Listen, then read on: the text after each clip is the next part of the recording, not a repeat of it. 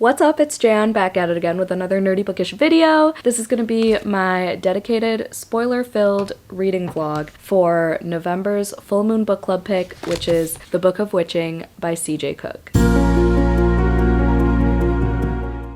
I'm not gonna lie to y'all, I am not in the mood for this. The only thing I'm really in the mood for is romance, which is not gonna fly because I have this, I have my Lair Bloody read, which is The Bog Wife this month, but I just finished Lost and Lassoed, gave that 5 stars, so I'm just really in the small town romance mood, but we're gonna do our best to finish this. Joey has the audiobook on Spotify for me because I don't use Spotify, fun fact. But this is a witchy book, obviously. There's like a little historical note in the beginning that says, in 1594, a woman was accused of assisting a man in his plot to kill his brother. The man was acquitted, the woman was executed. Her name was Alison Balfour. She was the first of over 70 women to be executed in Orkney in charges of witchcraft. So that's the basis of the story. It says, mother must fight for her daughter's life in this fierce and haunting tale of witchcraft and revenge. I do love a good revenge story. I haven't heard too many good things about this. I know one of my patrons, Meg, gave it 5 stars, but everyone else I've seen has given it either 3 stars or DNF'd it. So we'll see how I like it. I heard the writing's good at the very least. We'll see if I can force myself into a witchy mood, as much as I hate to say it, because I hate forcing myself to do anything. But for you, I will. It's currently November 10th and the full moon's the 15th. So I have 4 days to finish this book, edit the video, and get it up for early access on the 14th, hopefully. So I'm gonna start this tonight, just a few pages, just to get a feel for it, and I'll update y'all when I have updates. Hope you enjoy this vlog. Thank you so much if you participated this month in Full Moon Book Club. I'll talk to you when I have something to say, I guess.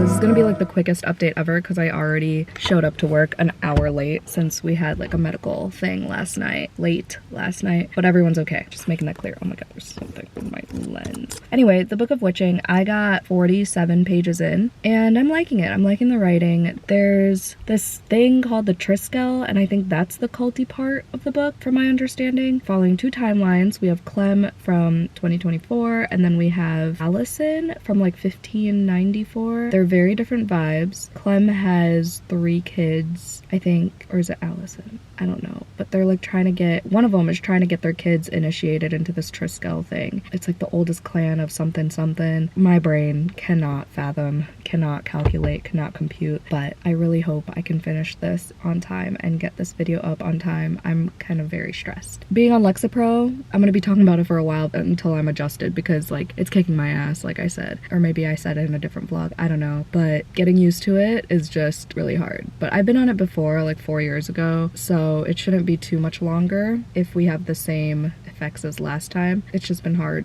to get like reading and everything balanced out, but I'm gonna chug my coffee and go to work and smile like everything's fine.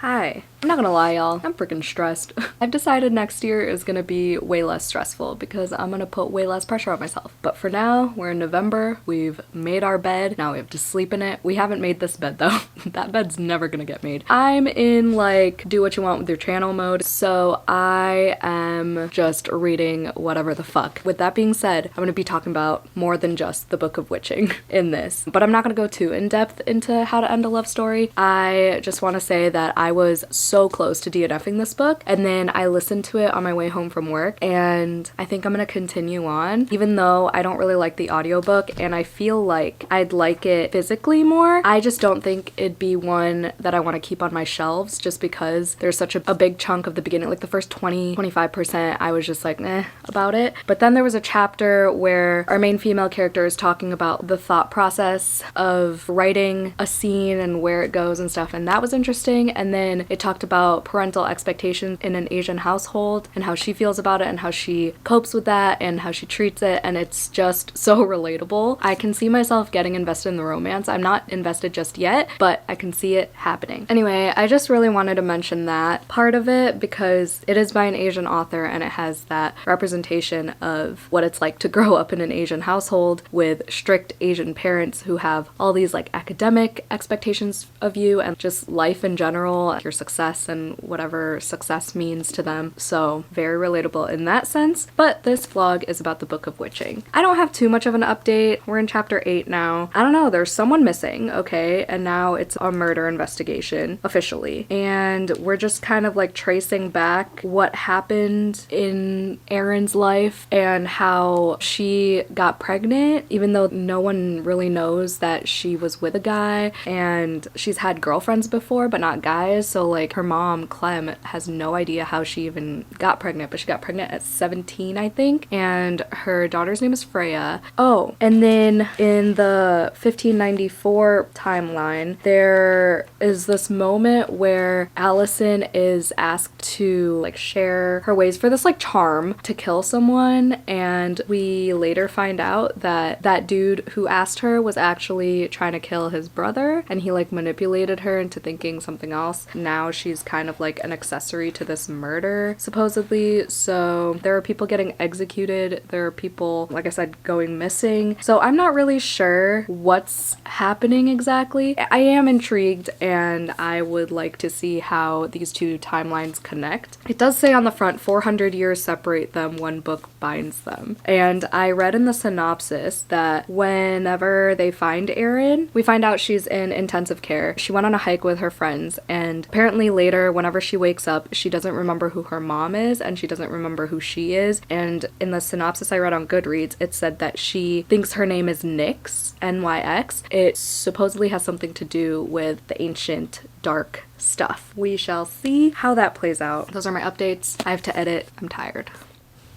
What if I told you that I'm actually liking a full moon book club pick?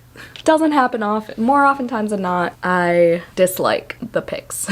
But I mean, that's the consequences of my own actions. But I'm actually really liking this. This is like Slewfoot meets Wayward, but Wayward only because of the dual timeline, and Slewfoot was one timeline, and Slewfoot had more like horror in it than this. But this also has like a fantasy element with the book, which kind of feels like a scrying mirror. Is that how you say it? You know, in fantasy books, the scrying mirrors where you could like see a different timeline or people you want to see like what they're doing at the moment, like in Beauty and the Beast, you know? Because there was one part where Allison finds the book in the dungeon, which by the way, she's in this dungeon for like 3+ weeks. It just sounds like awful conditions, horrible, horrifying. She has this like bug infested hay stack as a bed. She has no food or water. There are like rats and dead things everywhere, smells awful, and she finds this book after this trial because, you know, she's accused of witchcraft because this Earl died, and his brother went up to her and was like, hey, do you have a charm to take a life? But she didn't know that he wanted to kill the brother, allegedly. So then, of course, no one's gonna believe the woman who's being accused of a witch. So then that guy who came up to her is gonna try to frame her, essentially. So she's like fighting for her life, literally, and she's in this dungeon. That part where Father Cromwell, or whatever the fuck his name, Cornwall, I don't remember his name,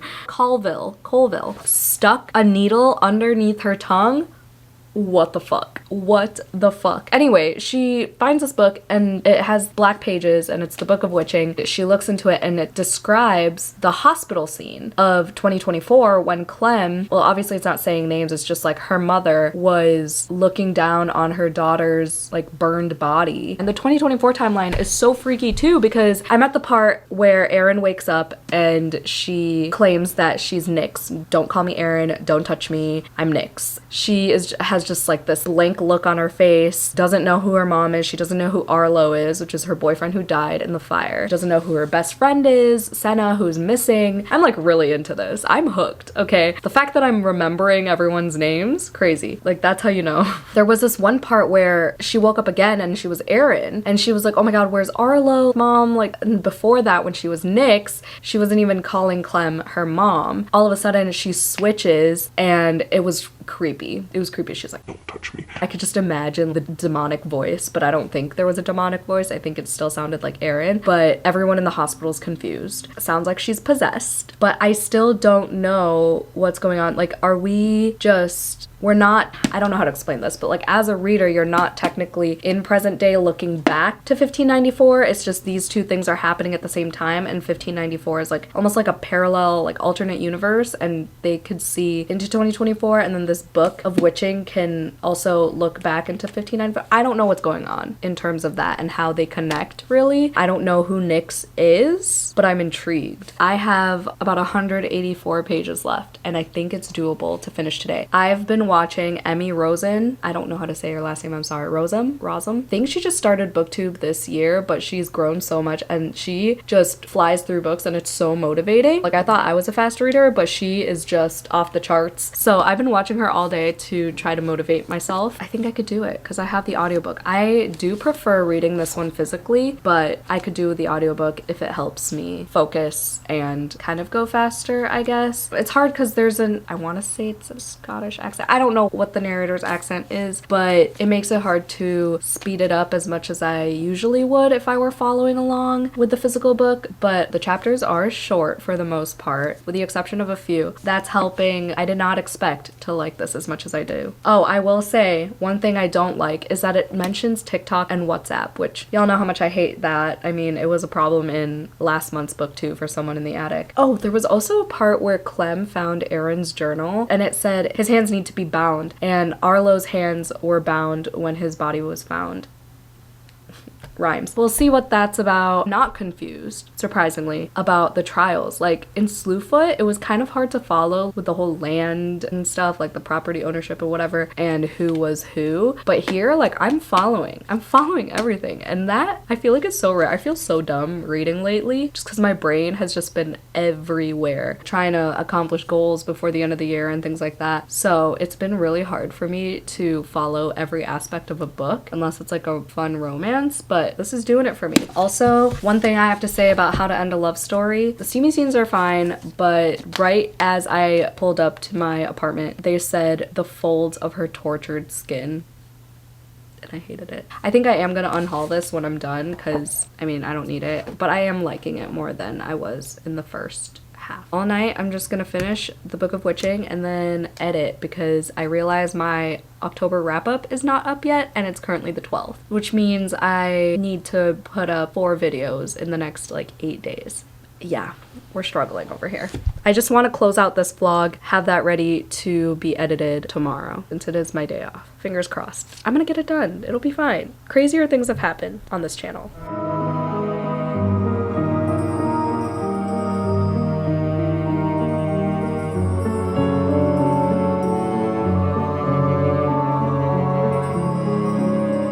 Hi, we're just trying different angles at this point to switch things up because I feel like this vlog sucks. I have 100 pages left until the end of the Book of Witching, and I'm still liking it. It got sleepy, so I went to go take a shower, but I have 100 pages left, and it's only like 8:30, so this is doable. This is possible. We just went back. We have Erin's perspective now of when Senna basically convinced her that Triskiel is not a cult, and that's what all cults say. Speaking of cults, they also mentioned Patreon. They mentioned Patreon and Ko-fi. Is it Ko-fi or Ko-fi? Ko-fi, I think. So there's more modern day things. I mean, it is set in 2024, so I'm not surprised, but still annoying. So we find out that there was a sex ritual as an initiation thing. So that's probably how Erin got pregnant. We also find out that the fire that killed Arlo was probably like a fire ritual thing, because now Clem and Quinn are learning more about pagan culture and rituals and things like that. So things are coming together. In terms of the past timeline, I'm trying to think what the last thing I read was about Alex. Allison. Oh, it was so cute when William was talking about her at the trial. They were like, William, tell us about your wife. And they were expecting him to, you know, crack and say things that could lead them to thinking she's a witch. And he just said how kind she was and how she heals people and would wake up at whatever hour to go across town to help heal people. It was just so sweet. So that was nice. We get a perspective from Edward, who's Allison's son. That is the POV that I don't really understand just yet. I feel like it hasn't added anything to the story. Maybe once or twice, but nothing I can remember at the moment. So there's that, but I'm sure it'll like play a role later on. I don't know. That's all I got for now. I will update y'all maybe in 50 pages, maybe when I finish the book, but we're getting close to the end. I'm proud of myself, to be honest. It's feeling like a 4-star.